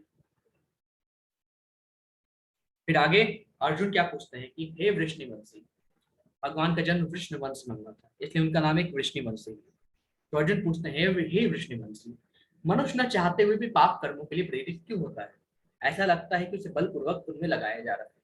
अब यहाँ पे अर्जुन पूछते हैं कि हे वृष्णिवंशी, हे प्रभु, मनुष्य अपने आप पाप क्यों करने लगता है? मनुष्य बचपन से तो पापी होता नहीं है, जन्म लेता है तो ऐसा नहीं कि पापी पैदा हुआ है, लेकिन फिर क्यों मनुष्य पापी हो जाता है? कोई शक्ति है क्या जो उसको जबरदस्ती पाप में लगा रहेगी, तू पाप कर पाप कर पाप कर? ऐसा कुछ है क्या प्रभु? फिर आगे भगवान कहते हैं, जिस प्रकार अग्नि धुएं से, दर्पण धूल से अथवा भ्रूण गर्भाशय से आवृत रहता है, उसी प्रकार जीवात्मा इस काम की विभिन्न मात्राओं से आवृत रहती है। इंद्रियाणि मनोबुद्धिरस्याधिष्ठानमुच्यते एतैर्विमोहयत्येष ज्ञानमावृत्यते हीनम्। भगवान कहते हैं इंद्रियां, मन तथा बुद्धि इस काम के निवास स्थान है। इनके द्वारा यह काम जीवात्मा के वास्तविक ज्ञान को ढककर उसे मोहित कर लेता है। भगवान यहाँ पे कहते हैं, देखिए प्रभुपाद जी क्या समझाते हैं तात्पर्य में। भगवान कृष्ण उन स्थानों का संकेत कर रहे हैं जिससे शत्रु को जीतने वाले यह जान ले कि शत्रु कहाँ पर है। मन समस्त इंद्रियों के कार्यकलापों का केंद्र बिंदु है, अतः जब हम इंद्रिय विषयों के संबंध में सुनते हैं तो मन इंद्र तृप्ति के समस्त भावों का आधार बन जाता है। इस तरह मन तथा इंद्रियां काम की शरण स्थली बन जाते हैं। इसके बाद बुद्धि ऐसी काम पूर्ण रुचियों की राजधानी बन जाती है। बुद्धि आत्मा की निकट पड़ोसन है। काम में बुद्धि से आत्मा प्रभावित होती है, जिससे उसमें अहंकार उत्पन्न होता है और वह पदार्थ से तथा इस प्रकार मन तथा इंद्रियों से अपना तदार्थ में कर लेता है। आत्मा को भौतिक इंद्रियों का भोग करने की लत पड़ जाती है, जिसे वह वास्तविक सुख मान बैठता है। इन सबका सार भगवान ये कहना चाहते हैं, जहाँ पे अर्जुन ने प्रश्न पूछा कि क्या किसी व्यक्ति को जबरदस्ती पाप करने में लगाया जाता है क्या? बचपन से तो पापी होता नहीं है। भगवान कहते हैं कि हर मनुष्य में 3 गुण विद्यमान होते हैं, सतोगुण, रजोगुण, तमोगुण। और उसके अलावा भगवान ने बताया कि हर इंसान में काम, क्रोध, लोभ, मोह, ये सारी चीजें होती हैं। बचपन से जैसे बच्चे की अपब्रिंगिंग होती है, जैसे वो पला बड़ा होता है, जिस एनवायरमेंट में, जिस माहौल में बड़ा हुआ होता है, उसके हिसाब से जो भी मनुष्य का गुण होता है उस समय प्रभावी गुण होता है। सतोगुण है भगवान के भक्त बनेगा, रजोगुण है गुस्से वाला बनेगा, थोड़ा है ना, थोड़ा अपनी इच्छाओं को पूरा करने वाला बनेगा, है ना, और जो तमोगुणी है वो दूसरों को कष्ट देने वाला बनेगा। तो डिपेंड करता है कि मनुष्य का स्वभाव करता है कैसा है, डिपेंड करता है कि कौन सा गुण उस समय प्रभावमान है, उस हिसाब से मनुष्य कार्य करता है। अगर उस समय तमोगुण प्रभावमान है तो ऑब्वियस सी बात है मनुष्य पाप करेगा। उस समय सतोगुण उसके ऊपर है तो ऑब्वियस सी बात है भगवान वो पुण्य करेगा। अब हमेशा हम मनुष्य का क्या काम है? मनुष्य का काम है कि अपने सतोगुण को बढ़ाए, रजोगुण और तमोगुण को दबाए। जब ये काम करेगा, ये काम कभी कब होगा? भगवान की भक्ति करेगा, भगवान की पूजा करेगा, भगवान को भोग अर्पण करेगा, भगवान का प्रसाद ग्रहण करेगा, उनके चरणामृतों को ग्रहण करेगा, तभी संभव है कि कोई भी मनुष्य इन सारे बंधनों को काटे और अपने अंदर सत्व गुण को बढ़ाकर भगवान तक पहुंच सके। तो भगवान यही कहते हैं कि कोई भी मनुष्य स्वतः पाप नहीं करता। हाँ, जो 3 गुण हैं, हर इंसान के अंदर 3 गुण होते हैं। कुछ कुछ मात्रा में हर इंसान के अंदर तीनों गुण विद्यमान रहते हैं, लेकिन जो भी गुण प्रभाव में रहता है वो इंसान वो कार्य करता है। हर इंसान को चाहिए कि अपने अंदर सत्वगुण को बढ़ाए, रजोगुण और तमोगुण को कम करे। ऐसा भगवान यहाँ पे करते हैं।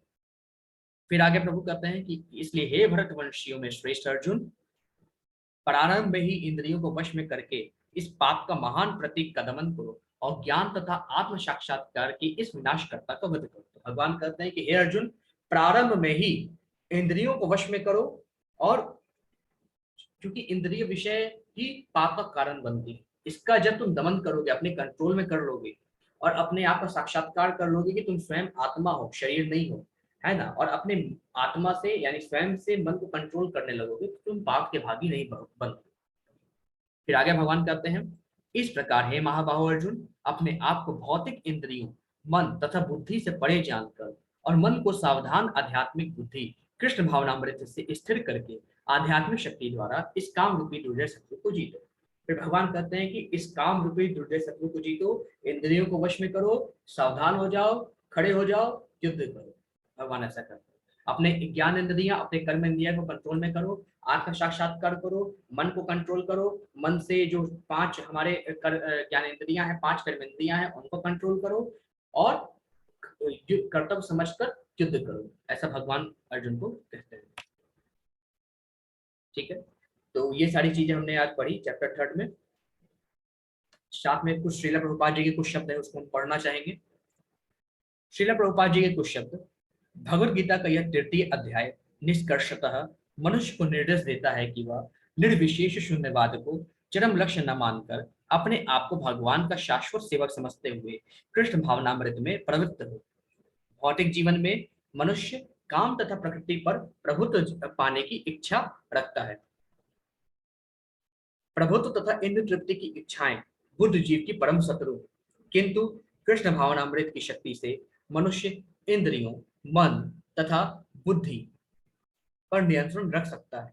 इसके लिए मनुष्य को सहसा अपने नियत कर्मों को बंद करने की आवश्यकता नहीं है, अपितु धीरे धीरे कृष्ण भावनामृत विकसित करके भौतिक इंद्रियों तथा मन से प्रभावित हुए बिना अपने शुद्ध स्वरूप के प्रति लक्षित स्थिर बुद्धि से दिव्य स्थिति को प्राप्त हुआ जा सकता है। यदि इस अध्याय का सारांश है, सांसारिक जीवन की अपरिपक्व अवस्था में दार्शनिक चिंतन तथा यौगिक आसनों के अभ्यास से इंद्रियों को वश में करने के कृत्रिम प्रयासों से आध्यात्मिक जीवन प्राप्त करने में सहायता नहीं मिलती। उसे श्रेष्ठ बुद्धि द्वारा कृष्ण भावनामृत में प्रशिक्षित करना चाहिए।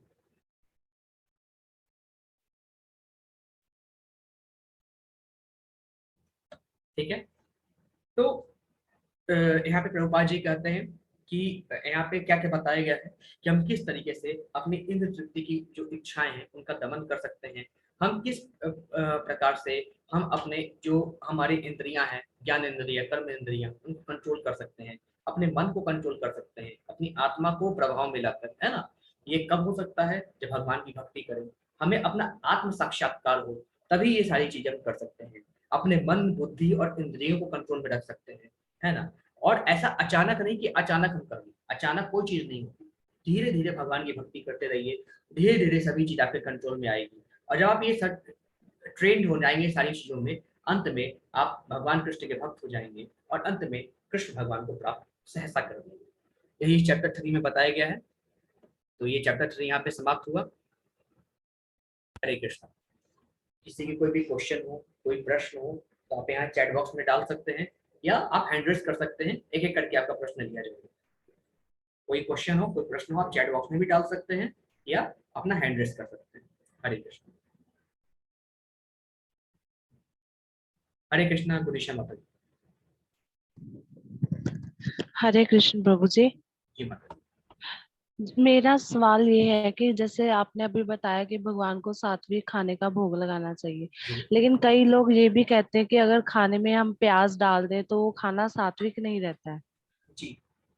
तो इसमें आपकी क्या राय है कि हम प्याज डाल सकते हैं प्रभु के भोग में या नहीं? जी नहीं, भगवान के भोग में कभी भी प्याज लहसुन नहीं होता। उनको हमेशा बिना प्याज लहसुन के आप भोग अर्पण कर सकती हैं। हमेशा बिना प्याज लहसुन के उनको भोग अर्पण करना चाहिए। ठीक है।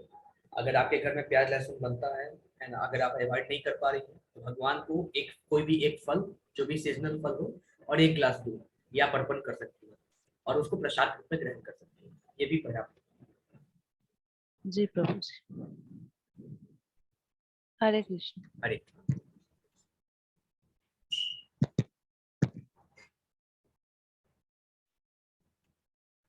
और किसी को कोई प्रश्न तो हैंड रेज कर सकते हैं या चैट बॉक्स में आप प्रश्न लिख सकते हैं।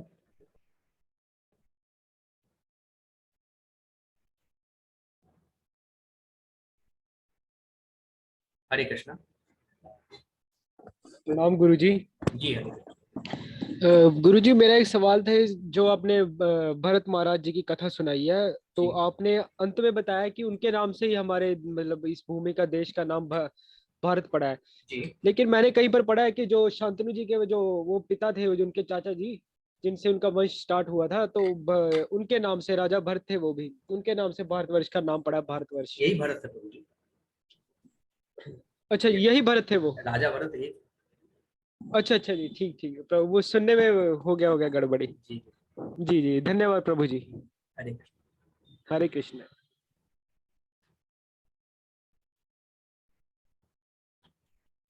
हरे कृष्णा प्रभु जी। प्रभु जी, आपने वो 3 गुण के बारे में बोला था, वो गुण के बारे में इसका एक और बार कोई। इसके बारे में प्रभु जी। सतगुण, रजोगुण और तमोगुण, जी। वो उसके बारे में एक और बार बोलेंगे? अच्छा, उसके बारे में जानना है। हाँ हाँ। जी। तो हमारे क्या होता है कि प्रकृति के 3 गुण होते हैं, है ना। हर मनुष्य के अंदर 3 गुण होते हैं, सतोगुण, रजोगुण, तमोगुण। सतोगुण यानी अगर कोई व्यक्ति भगवान की भक्ति करता है, सात्विक भोजन ग्रहण करता है, स्वभाव उसका एकदम मतलब कि शांत स्वभाव है, भगवान का प्रसाद ग्रहण करता है, भगवान की भक्ति करता है, और मतलब कि एक नॉर्मल व्यक्ति है, जहाँ पे कोई भी तरह का बुरा चीज नहीं करता है, किसी के साथ बुरा व्यवहार नहीं करता है, लोगों की मदद करता है ना, और सात्विक भोजन ही ग्रहण करता है, तो ऐसा व्यक्ति जो है सतोगुण के अंदर आता है।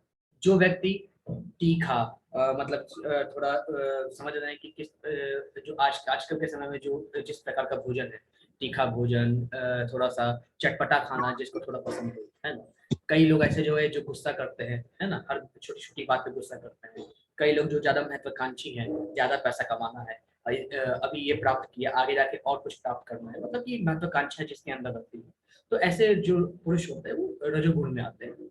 और बाकी जो तमोगुण में वो व्यक्ति आता है जो मांसाहार का सेवन करता है, जो बुरा काम करता है, क्राइम करता है, मतलब कि अनगणित बुरी चीजें करता है, तो ऐसे व्यक्ति तमोगुण के अंदर आते हैं।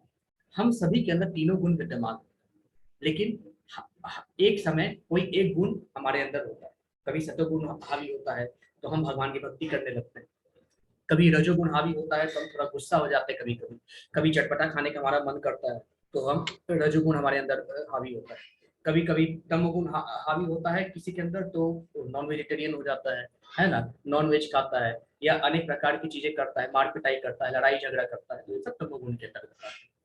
हमारा ये काम होना चाहिए कि हम अपने सतोगुण को बढ़ाएं, तमोगुण और रजोगुण का दमन करें, ये काम होना चाहिए। जी प्रभु। ठीक है। हरे हरे कृष्ण।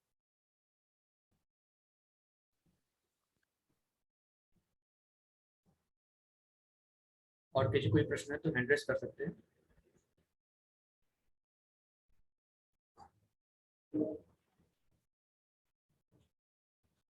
थ्री 3.4 और 3.38, ठीक है, एक्सप्लेन कर देते माता जी।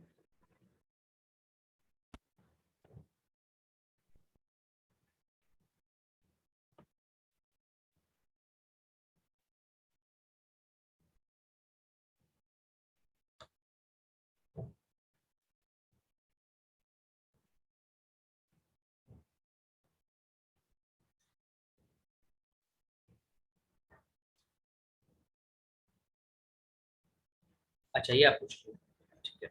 यहाँ पे ये बताया गया है कि जैसे कि यहाँ पे तात्पर्य ये बताया गया है मतलब कि जो भगवान की दिव्य सेवा करता है, जहाँ पे हमने ये बताया कि भगवान को प्राप्त करने का जो मार्ग भगवान ने बताया, आत्म साक्षात्कार कैसे मिल सकता है। एक तो या तो ज्ञान के द्वारा मिल सकता है, एक भक्ति की सेवा के द्वारा। ज्ञान के द्वारा यानी अगर किताबों को पढ़े, भगवान की जो भी लीलाएं उनको ग्रहण करें, उनको पढ़ें, उनको पढ़ के हम प्राप्त कर सकते हैं भगवान को, आत्म साक्षात्कार हम जान सकते हैं। या दूसरा भक्ति के द्वारा, भक्ति की कई विधि बताई गई है यहाँ पे, है ना, किस प्रकार से हम या तो संन्यास के द्वारा संन्यास लेके भगवान की भक्ति करें, है ना, भगवान की प्रार्थना करें, भक्ति करें, या भगवान के अर्चा विग्रह की पूजा करके हम भक्ति कर सकते हैं, है ना, और भगवान की दिव्य सेवा करें और उस मार्ग से भी हम आत्म साक्षात्कार को प्राप्त कर सकते हैं। और आगे आपने श्लोक नंबर 38 को बोला, राइट।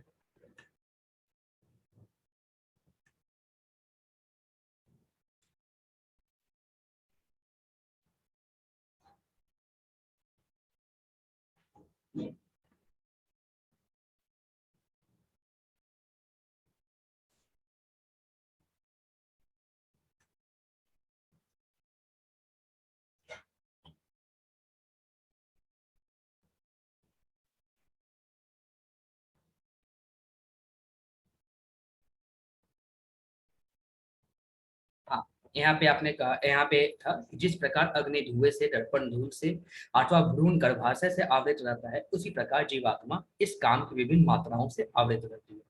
तो ये आपका आपने ये कहा था। तो बेसिकली क्या है इसमें कि यहाँ पे भगवान कहते हैं कि जिस प्रकार क्या होता है कि कभी आईने में धूल लगा रहता है तो हम अपना चेहरा देखते हैं तो हमें साफ दिखाई नहीं देता, राइट। इसी प्रकार से कहीं आग नहीं लगी होती, आग लगा होता है, वहां पे धुआं उठता है, तो जब भयंकर धुआं उठता है तो आग की लपटें हमको दिखाई नहीं देती। या अगर किसी माँ के पेट में अगर बालक होता है तो गर्भ में होता है तो गर्भ भी पूरा ढका होता है, तो हमें शिशु दिखाई नहीं देता है ना। तो यहाँ पे हमारे अंदर भक्ति होती है, या हम आत्मा है लेकिन हम अपने आप को जान नहीं पाते, आत्म साक्षात्कार कर नहीं पाते स्वयं का। उसके लिए किसी माध्यम की जरूरत होती है। आईने हम अपनी आईने में शक्ल नहीं देख पाते, धूल लगे के कारण धूल को साफ करना होता है।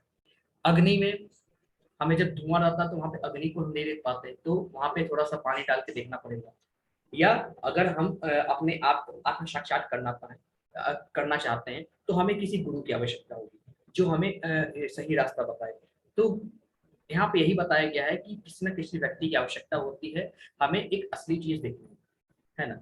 जिस प्रकार से आईने में धूल लगा रहता है, उसको साफ करेंगे तभी हम अपने चेहरा देख पाएंगे, उसी प्रकार से हमारी जो शरीर हम शरीर में है तो एक धूल से जम गया है हमारा ज्ञान।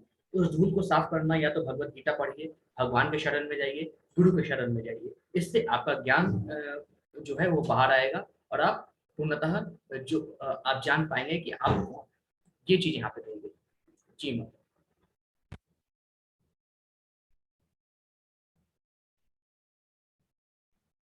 बिल्कुल अभी बोल देता हूँ चैप्टर 3 में क्या क्या बोला गया है। सीमा माता जी का प्रश्न है कि प्रभु जी आपने कहा अंतिम समय में जिसका ध्यान किया जाए तो अगला जन्म वही मिलता है, तो क्या प्रभु जी अपने कर्म कोई मायने नहीं रखते थे? माता जी बिल्कुल मायने रखते हैं। अगर आप भगवान का ध्यान पूरे जीवन नहीं करेंगे तो अंत समय में आपको नहीं याद आने वाले। इसलिए कहा जाता है ना, जो भी कर्म करे भगवान को याद करके कर्म करे, जो भी कर्म करे भगवान को स्मरण रख के कर्म करे, तभी आप अंत समय में भगवान आपको याद आएगा। जब आप पूरे समय भगवान को याद नहीं करेंगे, आप सोचेंगे कि अंत समय में भगवान को हम याद कर लेंगे, तो कभी संभव नहीं, जीवन में नहीं संभव। जब आप पूरे समय अपने कर्म के साथ साथ भगवान को भी याद करके चलेंगे, भगवान की पूजा करेंगे, तो अंत समय में शायद भगवान को याद आ जाए, भगवान आपको याद आ जाए। माता जी यहाँ बड़े बड़े साधु सन्यासी तपस्या करते हैं, उनको अंत समय में भगवान याद नहीं आते। आपको क्या लगता है कि इतने आसान है भगवान को याद करना? इसलिए कहा जाता है कि 108 माला 108 बार 16 माला जप करना चाहिए, हर माला 108 बार करना चाहिए, कि कम से कम शायद अगर हमारी किस्मत हो तो भगवान का नाम याद आ जाए। भगवान का नाम याद आना इतना आसान बात नहीं। बड़े बड़े साधु सन्यासी कई जन्मों तक तपस्या करते हैं, तब उनको भगवान का नाम याद नहीं आता। हम तो, हमारी गिनती क्या। इसलिए हमें कोशिश करते रहनी चाहिए कि हम हर काम में भगवान को याद रखें। अगर प्रभु की कृपा हुई शायद हमको नाम याद आ जाए भगवान का।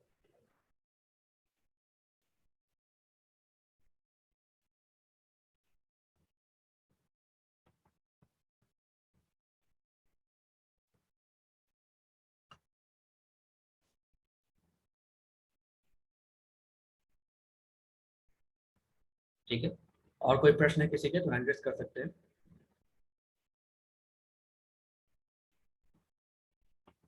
चैट बॉक्स में लिख सकते हैं, नहीं तो फिर क्लास हम एंड करें।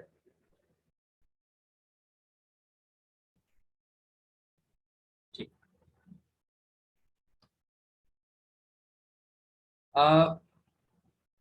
108 मेन जो श्लोका है आप साइट पे देख सकती हैं, जहाँ पे आपको फ्री रिसोर्सेस मिल रहे हैं, जहाँ पे आप लेवल 1 का किताब चेक करेंगे तो वहीं पे जो ई बुक आपको मिल जाएगा, ई बुक जहाँ से आप डाउनलोड कर सकती हैं। मैंने जो बताया था आपको डे 0 के दिन प्रभु जी, तो आप वहाँ से डाउनलोड कर सकते हैं। वहाँ पे 108 इंपॉर्टेंट श्लोका होंगे, वहाँ से आप डाउनलोड कर सकते हैं, या तो आपको व्हाट्सएप ग्रुप पे मैं भेज दूंगा, वहाँ पे डाल दूंगा। ठीक है प्रभु जी, हरे कृष्ण।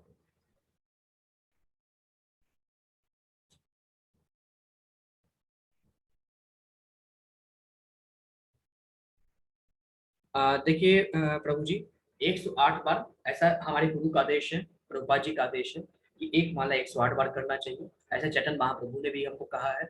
चैतन्य महाप्रभु स्वयं भगवान कृष्ण का अवतार थे, उन्होंने हमको ऐसा जाप करने के लिए बोला है। हमारे गुरुदेव स्वामी प्रभुपाद जी ने भी ऐसा बोला है, और हमको बोला है कम से कम 16 माला जाप करने के लिए, है ना। तो स्टार्टिंग हम एक माला से करें और धीरे धीरे हम बढ़ाएं। 108 से ज्यादा हो सकता है, 108 से कम नहीं होना चाहिए, इसलिए हमेशा हमको माला पे जाप करना चाहिए।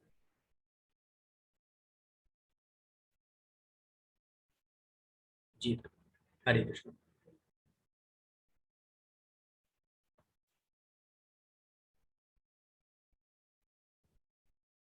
ठीक है, तो फिर मैं ये क्लास यहीं पे एंड करता हूँ, और कल शायद मेरी क्लास ना रहे। कल चूंकि थोड़ा कहीं मैं बाहर जा रहा हूँ, है ना। तो कल की जो क्लास रहेगी चैप्टर 4 की, वो आपकी मैं अगले दिन मतलब परसों ले लूंगा। चैप्टर 4 और चैप्टर 5 एक साथ ले लूंगा, दोनों छोटे छोटे चैप्टर, कोई दिक्कत नहीं, आराम से अपन करेंगे। तो वहाँ पे अच्छे से हमको आ जाएगा, चैप्टर 4 भी आ जाएगा, चैप्टर 5 भी आ जाएगा, अच्छे से डिस्कशन करेंगे। तो हो सकता है अगर कल टाइम पे वापस आ जाए तो क्लास ले लूंगा, नहीं तो इन्फॉर्म कर दूंगा व्हाट्सएप ग्रुप पे आप सभी को कि कल क्लास होगी कि नहीं। तो कल क्लास उम्मीद है मैक्सिमम है कि कल नहीं होगी, परसों ही होगी, जहाँ पे चैप्टर 4 चैप्टर 5 दोनों मिलेंगे। अगर कल टाइम हुआ तो मैं व्हाट्सएप ग्रुप पे इन्फॉर्म कर दूंगा। ठीक है, तो आज का क्लास जो है पेंड करते हैं। हाँ, चैप्टर 3 का समरी बोलने के लिए माता जी ने कहा है, तो चैप्टर 3 में सिर्फ कर्म के बारे में बताया गया, कर्म योग, कर्म से कैसे हम भगवान तक पहुंच सकते हैं। तो यहाँ पे 3 कर्म बताए गए हैं कि अच्छे कर्म भी हमें बांधता है, बुरे कर्म भी बांधता है। अच्छा कर्म स्वर्ग ले जाता है, बुरा कर्म नरक ले जाता है। दोनों लोग वापस धरती लोग पर आते हैं। तो ऐसा कौन सा कर्म है जो भगवान तक ले जाए? कृष्ण भावना भावित कर्म, भगवान के लिए कर्म करेंगे, भगवान को याद करके कर्म करेंगे, तो हम हमारे जो कर्म है उसका बंधन नहीं होगा, अंत समय में भगवान को हम प्राप्त हो जाएंगे। फिर आगे भगवान ने बताया किस प्रकार से आत्म साक्षात्कार को इंसान प्राप्त कर सकता है। एक होता है ज्ञान के माध्यम से, एक होता है भक्ति के माध्यम से। ज्ञान के माध्यम से यानी भगवान की जो भी बुक्स उनके लिए लिखी गई हैं, जो भी किताबें लिखी गई हैं, वेद है, पुराण है, उनको पढ़ के हम भगवान को जान सकते हैं या अपने आप को जान सकते हैं, या भगवान की भक्ति करके सहज रूप से हम अपने आप को जान सकते हैं। ये चीज यहाँ पे बताई गई। फिर यहाँ पे बताया गया है कि हम अपने मन को कंट्रोल में कैसे रख सकते हैं। हमारा जो 5 ज्ञानेंद्रियां हैं, आँख, नाक, कान, जीवा और त्वचा, इन सारी चीजों को हमारा मन कंट्रोल करता है। मन को हमारी आत्मा कंट्रोल करती है। हम आत्म साक्षात्कार कर पाएंगे तभी हम अपने मन को कंट्रोल कर पाएंगे। मन को कंट्रोल करेंगे तभी हमारे सब इंद्रियां कंट्रोल होंगी, ज्ञान इंद्रियां, कर्म इंद्रियां, तभी हम प्रॉपर तरीके से भगवान की भक्ति कर पाएंगे। नित्य प्रतिदिन हमको यहाँ पे भी बताया गया है, नित्य प्रतिदिन हमको भगवान को भोग अर्पण करना चाहिए, उनके चरणामृत का सेवन करना चाहिए। ये सारी चीजें यहाँ पे बताई गई है चैप्टर 3 में कि किस प्रकार से कर्म से हम भगवान तक पहुंच सकते हैं। कर्म योग यानी कर्म के द्वारा भगवान से जुड़ना, तो कृष्ण भावना भावित कर्म के द्वारा ही हम भगवान से जुड़ सकते हैं। यही इस अध्याय का सारांश है। हाँ अमृत प्रभु जी पूछिए, कोई एक सवाल है क्या आपको?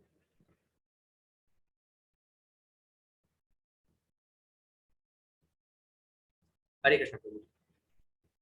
हरे कृष्ण प्रभु जी, मेरा एक सवाल ये था कि जैसे हमारा मनुष्य जीवन है, हमें मुक्ति की ओर जाना है, जी ठीक है, हमें मुक्ति पानी चाहिए, हमें इस जीवन से मुक्ति चाहिए, सही बात है या नहीं? जी प्रभु जी बोलो। और जहां तक एक सवाल इधर ये है कि अब मुक्ति की ओर जाने के लिए तो देखिए हमें हर चीज से त्याग करना पड़ेगा, मोह माया आदि इत्यादि, है ना? बिल्कुल। जहां तक आती है कि मोह माया पारिवारिक भी है, जी जैसे परिवार है, हमारा पारिवारिक मोह माया है, अपना लगाव है बचपन से वहीं से, ठीक है। जी बिल्कुल बिल्कुल। तो इस चीज को ख्याल में रखते हुए जहां तक लगता है, जैसे अब देखिए पारिवारिक मोह माया त्याग करना भी उतना आसान नहीं है जितना हम कह रहे हैं, जी क्योंकि हम अब आज तक हमने उनके अलावा और किसी को देखा नहीं है, तो हमें वो त्याग करना बहुत मुश्किल बात है। ये लगभग लगभग सोचा जाए तो आदमी एकदम से सोचे तो ये असंभव भी बोल देता है। हाँ, वो बात अलग है कि धीरे धीरे सोच कर थोड़ा थोड़ा करके जाए तो एक बार वो कामयाब हो, लेकिन एक बार में ही सोच ले तो वो असंभव है हर किसी के लिए। जी जी तो इसका इसका मेरा मतलब ये है कि अब इससे कैसे, मतलब क्या किया जाए। या तो एक बात यह है कि उनको भी साथ में लेकर चला जा सके तो बात अलग हो कि चलो भाई तुम भी चलो हमारे साथ, या तो अदरवाइज तो ये जहां तक है कि मोह माया तो रहेगी जब तक शरीर है, जी। कुछ ना कुछ कोई ना कोई मोह माया तो रहेगा ना शरीर में। देखिए प्रभु, सबसे पहली बात, भगवत गीता में कहीं भी नहीं लिखा है कि आप घर बार छोड़ के सन्यासी होंगे। भगवत गीता में कहीं नहीं लिखा है। भगवत गीता में क्या बताया गया है, घर में रह के ही आप सन्यासी की भांति कैसे जीवन व्यतीत कर सकते हैं। मोह माया सबके साथ है, हर मनुष्य के साथ मोह माया रहती है, लेकिन मोह माया में बिल्कुल आसक्ति बिल्कुल। नहीं होनी चाहिए। आसक्ति नहीं होनी चाहिए। मोह माया में आसक्ति सबसे बुरी चीज है कि उसके बिना मेरा जीवन रहेगा नहीं। भाई देखिए, रिश्तेदार सबके होते हैं, सबके नातेदार होते हैं, सबके सब कुछ होते हैं, सबका कर्म करना पड़ता है, हर चीज के लिए हम जीवन में सांसारिक रूप से बंधे हुए हैं, है ना। लेकिन हाँ। वो हमारा कर्तव्य है कि हम अगर हमारी पत्नी है, हमारी माँ है, हमारे पापा हैं, उनके लिए हमें अपना कर्म करना है, निस्वार्थ भाव से कर्म कीजिए। उस कर्म में भी भगवान को याद करके कीजिए कि जो भी हम काम कर रहे हैं भगवान के लिए कर रहे हैं, उसके लिए कर्म कीजिए। मन से सन्यासी रहना है, मतलब कि मन से किसी के प्रति आसक्त नहीं होना है, हमेशा अपना कर्तव्य समझकर सारे काम करना है, भगवान को याद करके काम करना है। घर बार छोड़ने की जरूरत नहीं है प्रभु जी, घर पे ही रह के सब कुछ करना बिल्कुल है ना। घर पे ही करना रह के है, बिल्कुल घर बिल्कुल। पे ही रह के सब कुछ करना है। भगवान की घर पे रह के भक्ति करनी है ना। घर पे रह के भगवान की पूजा करनी है, उनको भोग अर्पण करना है, उनकी पूजा करनी है, माला जाप करना है, उनका कीर्तन करना है, घर पे ही रह के करना है, कहीं बाहर जाने की जरूरत नहीं है। यहाँ पे सिर्फ वही इतना। मैं हाँ बोलो। मैं मैं वही समझा रहा हूँ, मतलब वही समझना चाह रहा हूँ कि जैसे घर पे रहकर ये सब करना है, ये सब मोह माया है। मतलब मोह माया के चक्कर में ना हम लोग फिर भूल जाते हैं ना ये सब चीजें, क्योंकि अब देखिए मोह माया बोलकर ये ऐसा तो है नहीं कि मैं घर पे रहूं और घर पे सब मेरा चेहरा देखकर उनको खाना मिल जाए, पीना मिल जाए या समथिंग समथिंग एल्स जो उनको चाहिए जीवन में। उनको मोह माया में बने हुए उनको भी तो जीने के लिए कुछ ना कुछ तो चाहिए। जी, अब वो चीजें मेरे को कमानी पड़ेंगी। बिल्कुल कमानी पड़ेंगे समझ प्रभु रहे जी। हैं आप ये बात? बिल्कुल, बिल्कुल। बिल्कुल बिल्कुल कमानी पड़ेंगे। अब मैं जब वहां कमाने लग जाऊंगा तो मैं फिर एक अलग लालच में बन जाऊंगा। इसमें कोई वो ही नहीं है। जैसे अब आप मान लीजिए एक भगवान को अब आप जब पूजा करने लगेंगे, 1 घंटे करने लगेंगे, फिर 2 घंटे करने लगेंगे, धीरे धीरे धीरे धीरे आपको पता ही नहीं चलेगा कि आप 12 घंटे 24 घंटे पूजा में व्यस्त हैं। आपको खुद को पता नहीं चलता। जी, ठीक है, आपको खुद को पता नहीं चलता। ऐसे ही मेरा भी कल को यही होने वाला है या होगा ही। इसमें कोई वो नहीं कि मेरे साथ नहीं होगा, होगा। अब मैं उस चीज में लग जाऊंगा तो फिर कहीं ना कहीं मेरे शरीर से ये सब चीजें, मतलब मेरे दिमाग से ये सब चीजें हटती जाएंगी और वो दूसरी चीजें मेरे को जो सामने जिनको अब अपने उन लोग को कैसे करना है, वो लोग को कैसे खुश करना है।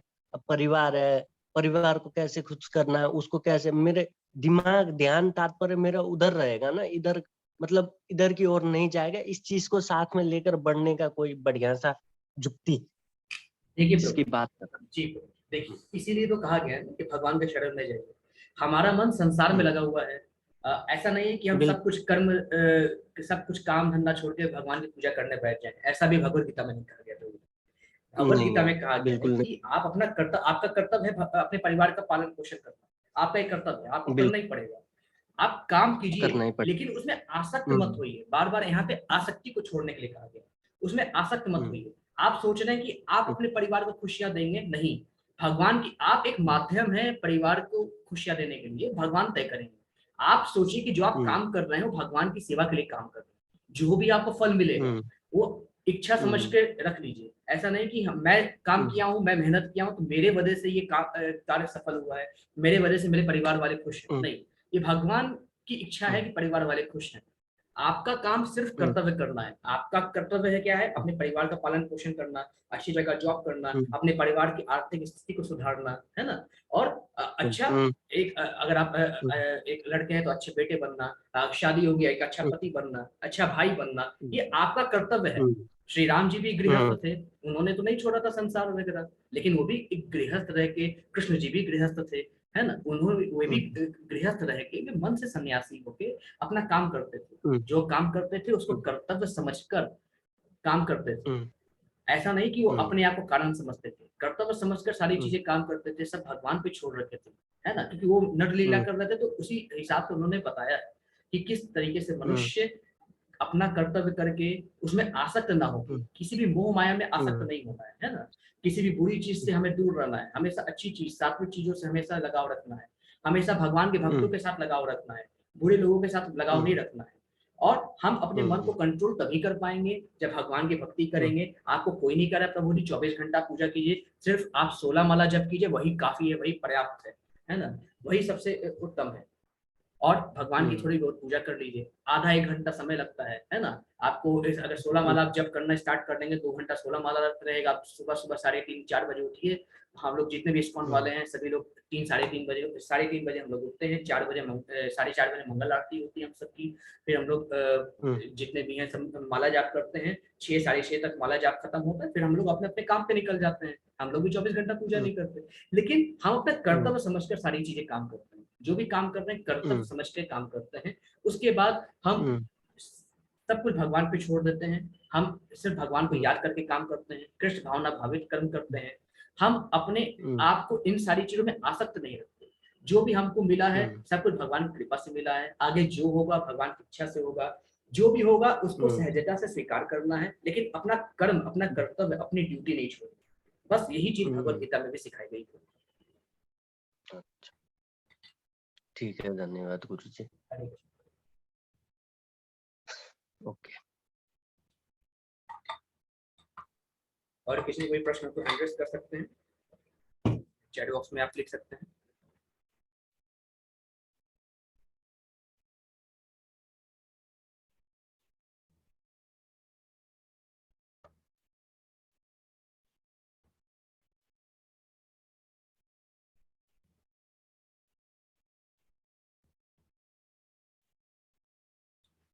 पूजा माता जी, अपने स्वभाव के अनुसार कर्म करने का मतलब होता है कि मान लीजिए जैसे मैंने आपको बताया, अभी एक्सप्लेन किया था 3 गुणों के बारे में। तो अगर आपका सात्विक गुण होता है तो भगवान की पूजा करेंगे आप। अगर उस समय आपका रजोगुण जो है प्रभाव में आ जाता है तो थोड़ा सा आपको गुस्सा आने लगेगा, तीखा थोड़ा खाने का मन करेगा, है ना। ये खाने की बात हुई। अगर हम गुस्से की बात करें, हमारा स्वभाव जो है गुस्सैला हो जाएगा, गुस्सैल हम स्वभाव हो जाएंगे, किसी से लड़ने लगेंगे। और जब आपका तमोगुण हावी होगा तो किसी से मारपीट करने लगेंगे, कभी कभी हम उल्टे सीधे चीज खाने भी लगते हैं। तो ये चीजें जो है स्वभाव के अनुसार होती है। हमें हमेशा सात्विक स्वभाव में रहना है। कब होंगे? जब भगवान की भक्ति करेंगे, भगवत गीता पढ़ेंगे, श्रीमद् भागवतम पढ़ेंगे, हरे कृष्ण महामंत्र का जाप करेंगे। बस यही है। हाँ, हर मनुष्य के अंदर 3 गुण विद्यमान रहते हैं। डिपेंड करता है कि मनुष्य भगवान की भक्ति करके अपने कौन से गुण को सर्वश्रेष्ठ बनाए रखता है। जी माता। तो मेन यही है, स्वभाव के अनुसार कर्म। जैसा हमारा स्वभाव रहेगा वैसा हम कर्म करेंगे। जी माता।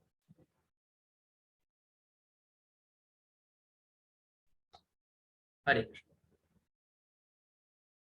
ठीक है, तो फिर हम एक लेक्चर एंड करते हैं। और कल जैसा होगा मैं बताऊंगा व्हाट्सएप ग्रुप पे। तो कल मुश्किल है कि कल क्लास होगा, क्योंकि कल मेरे को जाना है कहीं। और जो भी चैप्टर 4 और चैप्टर 5 होगा साथ में हम अगले दिन ले लेंगे। ठीक है, ठीक है। हरे कृष्णा सभी को। आज का क्लास यहीं पेंट करते हैं। हरे कृष्णा सभी।